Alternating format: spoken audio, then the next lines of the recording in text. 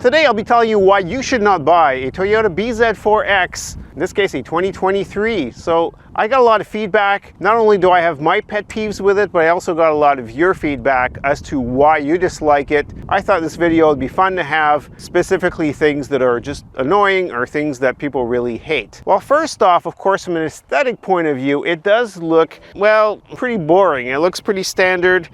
Personally, I hate the fact that they've used so much plastic, and I'll show you in the back. There are some scratches already on the back, and I take very good care of it. I haven't been sideswiped or hit anything, and for some reason things are getting scratched, probably just walking next to it, and that happens. So that's the first and foremost annoyance in my book. You're going to say, hey, that's aesthetic cares. Well, let's talk a little bit more about the overall design. When I purchased this, I really bought into the fact that they were saying they had a decent range out of it. And of course, as most of you know, and if you're looking to EVs, be ready for a shell shock. When you use this in cold temperatures, you're going to have a major problem, not only charging. So whatever time they tell you that it will take to charge, that is complete BS. That is wrong. And you will be cursing waiting for this thing to charge. So if they tell you it's half an hour to charge to 80%, you're probably waiting more like an hour and a half at minus 20, minus 30 Celsius. So the BZ4 comes in two models primarily. I mean, there's a lot of variants and different options you can have, but really it boils down to whether you're getting the all-wheel drive or whether you're getting just a front-wheel drive. And the front-wheel drive has a different battery and you'll get more range out of it. That's what I opted for because thank goodness I wanted more range, and it turns out that that range really was critical to me when it's freezing extreme temperatures in the winter. So that worked out for me because I was actually able to go to clients and come back, or go to destination and come back, and I'm pretty far from everything, so it came in real handy. And in fact, I think the first trip or the second trip I took, I came back and I had 0 on the odometer, or the range rather, that was left. And so I had got a range anxiety is what they call it, and that happened to me. So from the get-go, you need to make sure that you can have the proper range that you need. Now the other thing is for long trips. Now you might read, yes, you can plan, you can get all these wonderful apps on iPhone, and it's not the problem of the apps or the chargers or even the length of time that it takes to charge. The problem I found is a lot of these charging stations, you get there and either someone is still plugged into it and it shows it's free but it's not, or it's defective. And that happened to me a lot on a recent trip down towards the Texas area, and a lot of wires had been trampled on repeatedly, so the wire was yanked out, and so they're defective at that point. If you're running out of battery power and you get to the charging stations and all of a sudden they're either all occupied or they're defective and you can't charge the points, you might be waiting a long time. You might have a bigger problem, which is you can't charge. At that point, what do you do? So I'd hate to be in that position, and so I don't use this for long trips. If I'm not going to do a Montreal to Texas like I did last time when I went to Houston with my RAV4 Prime. So this would definitely not be the vehicle I would hazard to do that unless I had plenty of time. I don't have that much time, especially for a long trip where you're already spending an exorbitant amount of time just driving to destination. I don't have to sit, every 3-4 hours, sit there and have to, wait extra hours charging. And there are some updates coming up, so by the time you watch this, you'll be probably able to charge 4 times a day. So that's the limit on these. As is right now in this particular model, I'm actually limited to 2 charges per day. So if you're at 5% and you think you're going to charge it to 100% and you're going to keep doing that, you'll only get to do that twice. So quite a large charge like that twice a day. So let's take a quick look at the back. Now you'll see there's a pronounced slope on here, and what I want to bring to your attention, in case you're shopping one of these, if you're looking at this against a RAV4 or RAV4 Hybrid or Prime, they're all the same. Because of this excessive slope here, you're losing 10 cubic feet of space in here, and it is more pronounced. So if you've got large dogs and whatnot, it's just not as roomy, or as not as much space as you would have in a RAV4. Now I know you're probably looking at other models and so forth, but just keep that in mind. Look, the seats end here, so depending on what you want to carry, you will have to bring down the seats potentially. And if you're buying this to haul a lot of stuff around and you've got passengers, that might be a consideration. So if your intent is just to carry a lot of groceries, obviously that won't be a problem. As you can see with these bags, I mean, you've got space and you can carry quite a lot of groceries. It really has to do with the height, because once you get to the front, you start getting limited. and you just can't carry very large boxes. So if you're going to do move and whatnot, and your back seats are occupied by passengers, it takes a lot of cargo space away just because of the way the slope is in the back. Now, if you are buying one of these, I highly suggest you get one of these liners as well. That's pretty nice because it will prevent damage to the material. Now, one of the other peeves, and again, this is not specifically a Toyota problem or a choice, because this is on purpose, you don't get a spare tire in the back. So again, I guess if you're using this more locally, maybe it's not a big issue for you. I've heard back from a lot of you saying that this sort of adds to the anxiety that people have when they drive around. I guess they're maybe more prone to having blown out tires or whatnot. I guess depending where you live, maybe that's a bigger problem. I have not, knock on wood, have a lot of tire damage in the past, but I guess it's probably more likely in some areas than others. The pet peeves, first and foremost, is the lack of a glove compartment. It's amazing to me that somehow they didn't manage to put one. Obviously, you've got radiant heat underneath it, and that's why they did that, but I wish they had somehow put a little compartment or something, maybe that pushes up. I'm sure they could have found some way of giving you a bit of space so that if you do have additional needs for storage, that you could put it there.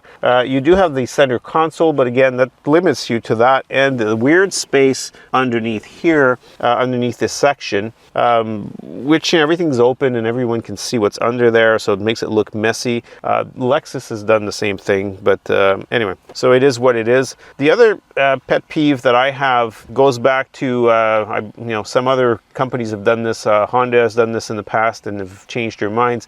There's no knobs, so yes, you've got some things that you can push up and down. That clearly can replace a knob to some degree, but when you're on the volume, you've got to push up or push down or vice versa. And if you somehow need to, there's no mute on the steering wheel, so you can, if you're a passenger, it's a little annoying if you want to play with the volume much. I mean, you can press, but it seems like it would be a lot easier if there was a knob, or even if they had done this little kind of switch here instead. Perhaps you push it, it's off and up and down, but I feel this gives you a bit of a faster response for the radio. Now, I guess maybe that's not a huge annoyance, but it does happen. Part of the other things on here that are a little annoying, and some of you have asked me actually, how do I do this? And this is where it came back up to my mind and why I wanted to put this in the video, is the ventilation. Now, when you've got everything off, so you press off, you still end up with a bit of air. So yes, the trick at that point, obviously, to either redirect it and to use the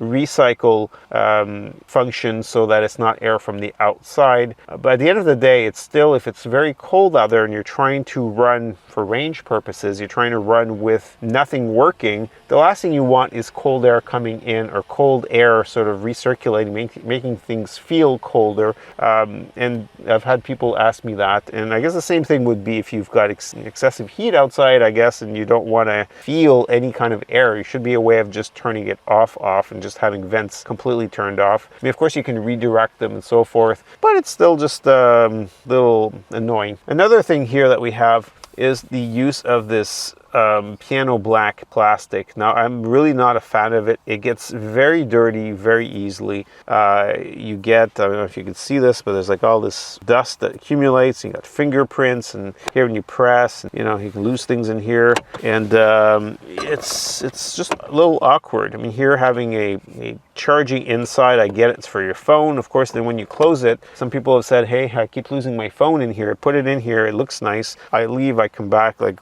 I can't find my phone. I have to remember I put it in here because it's pretty hidden, and the way it's made, you really can't see through it. I mean, there's a bit of transparency to it, but again, if your phone's not lit up, you're not going to see it. So, and last on my list is the steering wheel. A lot of people are worried about the steering wheel. What's wrong with it? It's very small, and some people are saying, can you still see it? You can't see through it. Traditionally, you would actually be looking at all of the display through the steering wheel. Now, since they've made it small, you've got to put it lower in order to be able to see everything. Now, I'm 5'11", so it's not a problem for me to see over, and I have like zero problem, and I can push it up more, and I've got room, but it does make you a little claustrophobic at that point because you've got the steering wheel close to you, and this center console console close to you and this thing that protrudes from the door. That's, you know, so it feels like you've got less room in your, it's, it feels like a cocoon in a way, and I've said this in another video, but however, I know I've had people sit in it and going, wow, I really feel claustrophobic in here. I mean, it is wide open, you can't see out. So from that point of view, I don't have a problem with it, but I can see how someone might feel like, you know, if you've got very long legs, for example, and your knees are sticking out, it might be annoying, you know, if you don't want to keep the seat necessarily all the way to the back. And so yeah, it's a matter of adjustment. So if you're going to consider one of these, so if you're looking at the BZ4X right now, take a look, sit in it, make sure that this steering wheel is adjustable and it will fit you, because the last thing you want to do is buy a car where if you're very short, for example, if your torso's, you know, maybe you have longer legs than torso and so forth, I could see how you could end up with the exact wrong configuration where you would have this slightly in your way, and then it would be really annoying to have to keep peering over the steering wheel to see, you know, perhaps the bottom there. And some of the annoyances are going away. They are changing the display very soon. Well, you're going to get a percentage showing you the battery, because right now the way this is set up without the upgrade, you have to go to your phone, your iPhone, go into the Toyota application, and there you can see your percentage. Now keep in mind, the application in itself is not always great. When I start the car, a lot of the times it doesn't detect it, or it doesn't detect the phone, or it doesn't detect the driver, and then it's asking me if I'm a guest, and so it's not consistent. I'm hoping that the upgrades will fix that, but overall, I mean, 80% of the time it's fine, and the 20% I usually just ignore it, and I just say, you know, disregard, and it's next, and it just goes. So you can just ignore whatever it says. So from that point of view, it works pretty well. The range, as soon as it gets warm, it's good. It's cold, terrible. So I hope that this has enlightened you, and I hope that this has, you know, kept it real for you. Hopefully you understand exactly what you're getting into. So if you're going to get a BZ4X, if you can live with the range and you can live with the things I've highlighted, it is comfortable, it is quiet, it's a real pleasure to drive. So from that point of view, I love my BZ4. So I'm Bob Pellerin, CTO Bob. You can always reach out to us at ctobob.com. Leave some comments below. I love reading those.